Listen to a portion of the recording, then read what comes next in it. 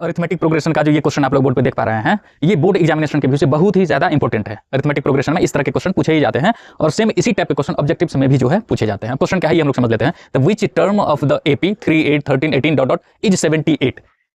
Question ये कह रहा है कि व्हिच टर्म मींस होता है कौन सा टर्म ऑफ द एपी। ये जो गिवन एपीज आप देख रहे हैं 3, 8, 13, 18 ये जो दिया हुआ है, इस एपी का कौन सा टर्म जो है 78। ठीक है, सपोज कर लेते हैं हम लोग की nth टर्म जो है वो 78 होगा। ठीक है, उससे पहले हम लोग जो एपीज में होते हैं जो सीरीज, उसका हम लोग फर्स्ट टर्म कॉमन डिफरेंस ये से फाइंड आउट कर लेते हैं। तो इसका जो यदि हम लोग सॉल्यूशन फाइंड करेंगे तो सबसे पहले हम लोग फर्स्ट टर्म जो कि a से रिप्रेजेंट करते हैं वो 3 है, कॉमन डिफरेंस जो कि d से रिप्रेजेंट करते हैं तो कॉमन डिफरेंस क्या होता है second term minus first term, that is 8 minus 3 क्या हो जाएगा 5 हो जाएगा कॉमन डिफरेंस। ठीक है, और इसमें जो है ये लास्ट टर्म 78 दिया है जिसको हम लोग nth टर्म से रिप्रेजेंट करते हैं। सपोज कर लेते हैं हम लोग कि nth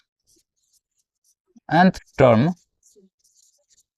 of the given AP, ये जो गिवन एपी जो एपी दिया हुआ है इज 78। nth टर्म जो है इस गिवन एपी का वो 78 है। ठीक है, अब nth टर्म को हम लोग किस तरह से रिप्रेजेंट करते हैं an से।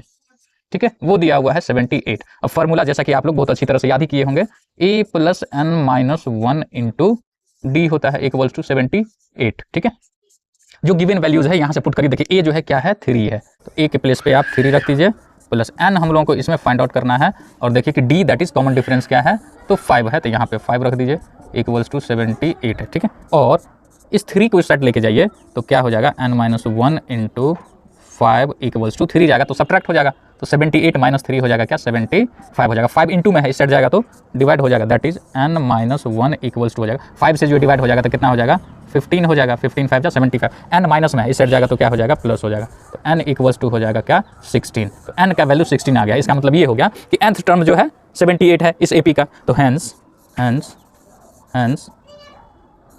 The 16th